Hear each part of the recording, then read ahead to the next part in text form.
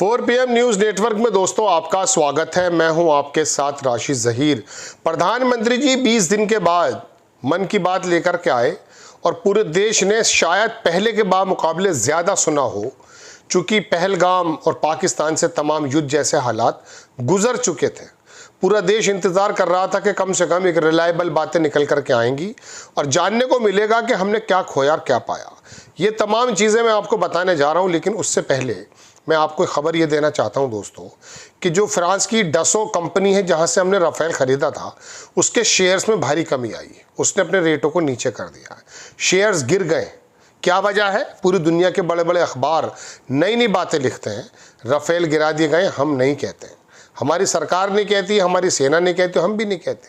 सेना के लोगों से जब ये स्पेसिफिक सवाल पूछा गया तो उन्होंने कहा कि देखिए लॉसेस तो होते हैं, ना ये कहा कि गिरा है, ना ये कहा कि नहीं गिरा। ये ज़रूर कहा है कि हमारे तमाम पायलट जो हैं वो सकुशल वापस आ गए। संभवतः है वो अपने राफेल जहाज़ों के साथ वापस आए हों। कभी कभी ऐसा भी होता है कि जहाज़ के बिना भी आ जाते हैं। खैर वो अलग खबर है, दुनिया में चर्चा का विषय बना हुआ है। दोस्तों मैं आपको परसों तरसों भी खबर ये बता चुका था कि ईरान ने 5 साल लाइन में लगा हुआ था दूसरे मुल्कों से ख़रीदने के लिए, वो चाइना की तरफ चला गया। दरअसल ये लड़ाई जो है ये एक लड़ाई हिंदुस्तान पाकिस्तान के अलावा, गज़ा और फ़लस्तीन के अलावा इस बात की भी है कि चाइना के हथियार कैसे हैं और अमेरिका के और यूरोप के हथियारों की कंपनी जो हैं उनके आपस में क्या क्या कन्फ्लिक्ट्स हैं, क्या क्या चीज़ें हैं। खैर मैं तो अपनी बातों पे रहना चाहता हूँ कि ये तमाम चीज़ें हैं, आखिरकार ये ऐसा क्यों हो गया। दूसरी खबर मैं आपको देने जा रहा हूँ कि जेडी वेंस की तरफ से एक बयान आया, मैं निकाल कर देख लेता हूँ। वो उसके अंदर से वो 100 बिलियन आपको याद होगा ख़रीदने की बात चल रही थी।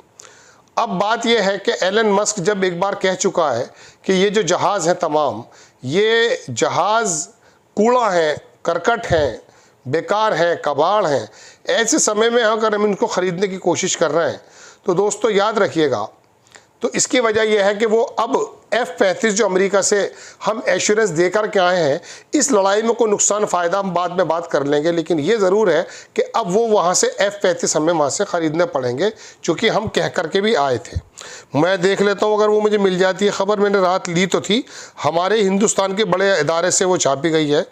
जेडी वेंस की तरफ से बयान था गालिबन, US to boost military sales to India, plans to provide F-35 fighter jets. ये टाइम्स ऑफ इंडिया की खबर है, ये जो मैं आपको दिखा रहा हूँ दोस्तों, कि अब अमेरिका ये पहले भी आया थी, लेकिन ये जेडी वेंस की तरफ से जो बयान आया ये ताज़ा है कि JD Vance pushes F-35 to help IAF secure India air space. IAF का मतलब इंडियन एयर फोर्स सिक्योर करेगा इंडिया का एयर जो है स्पेस।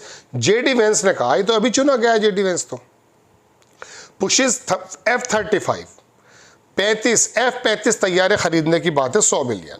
दोस्तों बात यह है कि प्रधानमंत्री जी ने क्या कहा क्या नहीं कहा, इसके बारे में तो मैं आपको बहुत लंबा चौड़ा बयान दे सकता हूँ। मैं सिर्फ अपनी देश की सेना की तमाम लोगों की हिफाजत के मद्देनज़र आपसे बात करने के लिए हाजिर हुआ। अब मैं कर सकता हूँ, चूँकि वजह यह है कि प्रधानमंत्री जी ने जो बातें कही हैं तमाम, वो भी मैंने बहुत ध्यान से सुनी।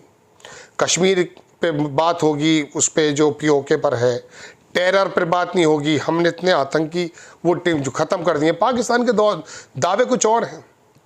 और अब आप ये देखिए कि IMF से जो कर्जा मिला है उसमें हम एब्सटेन कर गए।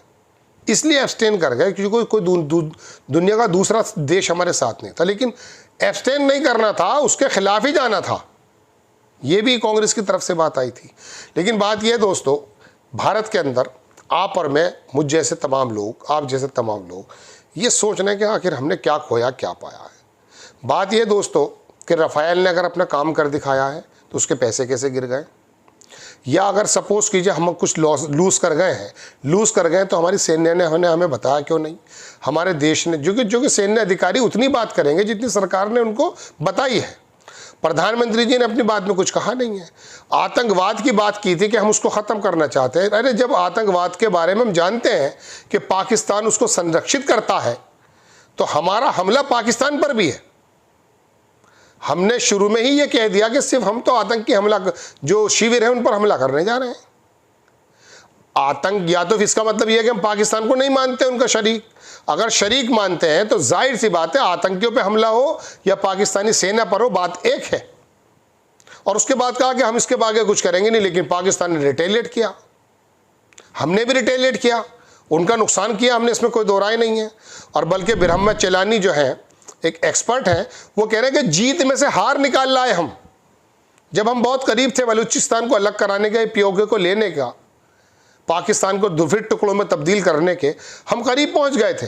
हमने ऐसा काम कर दिखाया था, हमारी सेना के पराक्रम में कोई कमी नहीं थी। दोस्तों याद रखिएगा मेरी बात, पाकिस्तान में हंगामा मच चुका था, न्यूक्लियर की धमकियां ट्रंप बता रहा है कि वो दे रहा था। किस हालात में दी होगी उसने ये न्यूक्लियर की धमकियां? उसको मालूम था कि उसका इंफ्रास्ट्रक्चर तबाह बर्बाद कर दिया है, लाहौर का एयर डिफेंस सिस्टम हमने तबाह कर दिया है। अब उसके दावे कुछ भी हो, लेकिन हम तो अपनी बात कर रहे हैं। हमारी सेना ने तो कोई कमी नहीं की, हमारी सेना ने तो शानदार काम करके दिखाया। लेकिन आप ये देखिए कि 24 घंटे पहले जो अमेरिका ये कह रहा था कि हमारा कोई मतलब नहीं इस लड़ाई से, वो अचानक क्यों आ गया? शंकर जी जो हमारे विदेश मंत्री हैं, वो बराबर मार्को रूबियो को कॉल क्यों कर रहे थे? क्या वजह रही कि अचानक घटनाक्रम नाटक की तरह हुआ? कोई बताने को तैयार नहीं है। क्या मेरा आपका अधिकार नहीं है अब जानने के लिए? उस वक्त तो चलिए जंग चल रही थी, कन्फ्लिक्ट था या जंग थी, जो भी थी, उस वक्त तो हम नहीं बोल पा रहे थे।